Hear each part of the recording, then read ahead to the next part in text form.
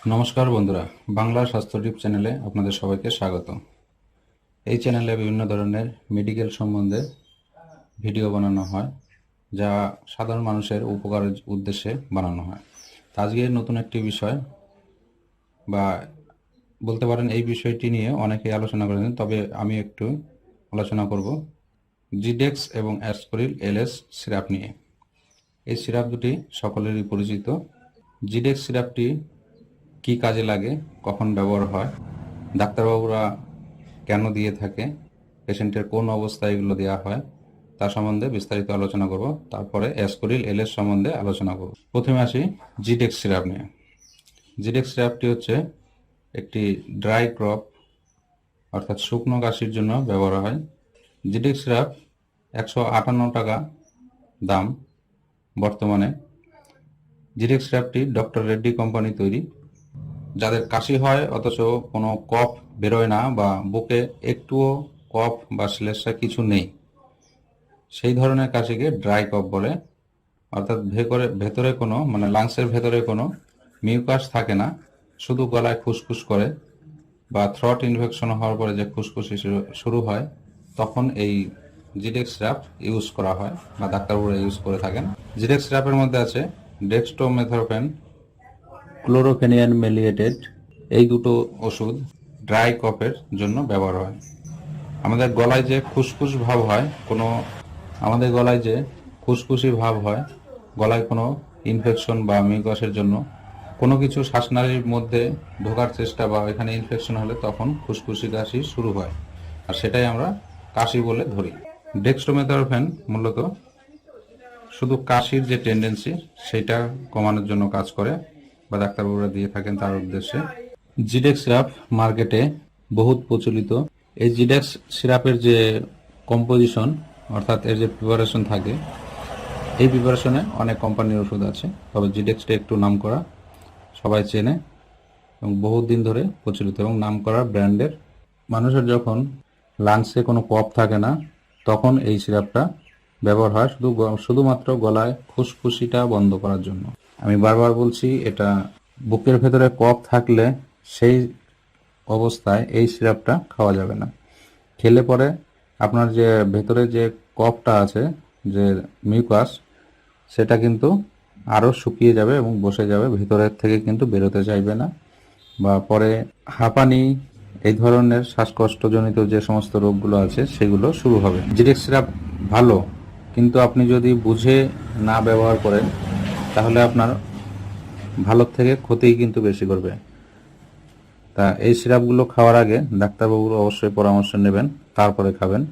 যে আপনার চেস্টের অবস্থা যেরকম থাকবে সেই অনুযায়ী কাশির সিরাপ হয়। অনেকে দোকানে গিয়ে বলেন একটা ভালো কাশির সিরাপ দেন, এই কথাটা সম্পূর্ণ ভুল। কাশির সিরাপ সবই ভালো হয়, কিন্তু ভালো তখনই হবে যখন আপনার বুকের অবস্থা অনুযায়ী আপনার কাশির সিরাপটা ব্যবহার করতে পারবেন, তখনই কিন্তু আপনার সেই ওষুধটা আপনার পক্ষে ভালো হয়ে দাঁড়াবে। না হলে কিন্তু যে আশায় আপনি নিচ্ছিলেন সেটা হবে না, তার উল্টো কাজ করবে। আপনার শুকনো কাশির সঙ্গে দেখবেন একটু নাক দিয়ে জল পড়া, সামান্য নাক দিয়ে জল পড়া, তখন এই অবস্থায় এই কাশির সিরাপটা ব্যবহার করা হয়। তবে খুব যদি জল পড়ে, যে একবারে ঝরঝর করে জল পড়ে যাচ্ছে, সেই অবস্থায় একবার দুবার খেয়ে একটু বন্ধ করবেন, যাতে আবার যে নাক দিয়ে জল পড়াটা একদম সম্পূর্ণ শুকিয়ে না যায়, একটু বেরোতে দিতে হবে। তো ডিসকন্টিনিউ ভাবে এই জিডেক্স সিরাপটা ব্যবহার করবেন, তারপরে বন্ধ করে দেবেন। এখন আসি অ্যাসকোরিল এলএস সিরাপ সম্পর্কে কিছু আলোচনা। অ্যাসকোরিল এলএস সিরাপটি গ্লেনমার্ক কোম্পানির তৈরি। গ্লেনমার্ক কোম্পানি একদম নামী কোম্পানি, বহুত পুরনো কোম্পানি। এবং অ্যাসকোরিল এলএস মূলত এক্সপেক্টোরেন্ট হিসেবে কাজ করে। এক্সপেক্টোরেন্ট মানে হচ্ছে বুকের ভেতরে যে সমস্ত শ্লেষ্মা বসে আছে বা একদম বেরোতে চাইছে না, তখন এই সিরাপটা ব্যবহার করা হয়। অ্যাসকোরিল সিরাপের মধ্যে আছে salbutamol sulphate, ambroxol hydrochloride, guaifenesin expectorant. এখন আসবো এর আলোচনা, যে সালবুটামল কি কাজ করে, অ্যামব্রক্সল কি কাজ করে, গুয়াইফেনেশন কি কাজ করে। লিবোসালবুটামল হচ্ছে বঙ্কোডাইলেটর, অর্থাৎ আমাদের বঙ্কাসের মধ্যে যে ফাঁকা রাস্তাগুলো আছে বা পাইপগুলো আছে, সেই তার মধ্যে যে অক্সিজেন যাতায়াত করার সুবিধা করে দেয় এবং মিউকাসগুলোকে বেরোতে সাহায্য করে, অর্থাৎ ব্রঙ্কাসকে ডাইলিউশন করে, অর্থাৎ একটু আকারে বড় করে দেয়। আমাদের ব্রঙ্কাসের ভেতরে যে পাইপটা থাকে সেটাকে একটু মোটা করে দেওয়ার চেষ্টা করা হয় সালবুটামল দিয়ে। আর অ্যামরক্সলের কাজ হচ্ছে অনলি ফর কাশি বন্ধ করার জন্য। গলার মধ্যে যে খুসখুস ভাবটা থাকে বা কাশি হয়ে থাকে বিনা কারণে, তো সেইটাকে কন্ট্রোল করার জন্য অ্যামরক্সল মূলত কাজ করে কাশি কমানোর জন্য।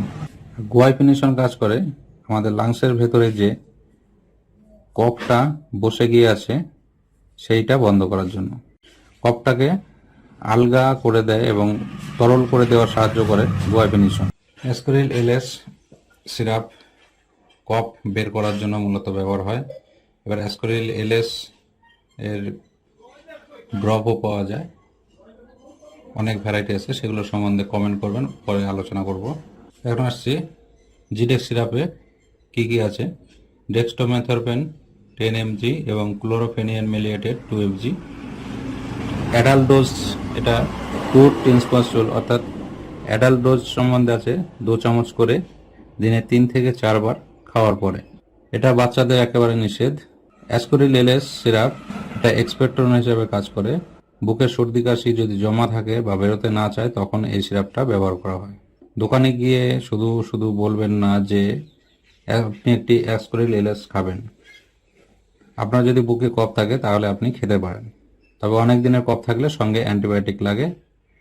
অ্যান্টিবায়োটিক ছাড়া কফ বেরোতে চায় না। অ্যাসকোরিল এলএস সিরাপ কেনার আগে ডেট ভালো করে দেখে নেবেন যে এটা এক্সপায়ার হয়ে গেছে কিনা। অ্যাসকোরিল এলএস সিরাপের দাম 124-25 টাকার মধ্যে হয়। এই দুটো সিরাপ জিডেক্স এবং অ্যাসকোরিল এলএস দু কোম্পানির ওষুধ। এই দুটো কোম্পানির ওষুধ আমি প্রচারের জন্য কোনো ভিডিও বানাচ্ছি না, এটা মানুষের উপকার এবং জ্ঞানের জন্য এই ভিডিওটি বানাচ্ছি যে কোন সিরাপ কখন খেতে হবে এবং কেন খাবেন। অন্য সিরাপ ভুলে খেলে কি অবস্থা হতে পারে, কি সাইড এফেক্ট হতে পারে তার সম্বন্ধে আলোচনা বা জ্ঞান বাড়ানোর জন্য এই ভিডিওটি বানানো হচ্ছে। এই সমস্ত কাশির সিরাপ খেয়ে কোনো সময় ড্রাইভিং করবেন না, কোনো রিক্সের কাজ, রান্না এই ধরনের কাজ করবেন না, কারণ এইসব কাশির সিরাপ খেলে একটু সাইড এফেক্ট হয়, যেমন ঘুম ভাব, হাত পা ঝিনঝিন করা বা ঝিমুনি ভাব, হাত পা অনেকের কাঁপে একটু একটু করে, একটু নেশার মতো ঘোর ঘোর ভাব লাগে কারো কারো, সবার নয়। তো এই সমস্ত সাইড এফেক্ট থাকে, তার জন্য এই সিরাপ খেয়ে সঙ্গে সঙ্গেই কিছু রিক্সের কাজ করবেন না। মূলত ড্রাইভিং তো একদম নিষেধ এবং আগুন নিয়ে অর্থাৎ রান্না এই ধরনের কাজ করা এই সিরাপ খেয়ে একদম নিষেধ। তাহলে এই পর্যন্তই। যদি এ সম্বন্ধে আরও কিছু জানার থাকে অবশ্যই কমেন্ট করবেন। ভিডিওটি কেমন লাগলো অবশ্যই জানাবেন। ভিডিওগুলি ভালো লাগলে অবশ্যই চ্যানেলটি সাবস্ক্রাইব করবেন এবং লাইক কমেন্ট শেয়ার করে পাশে থাকবেন। নমস্কার।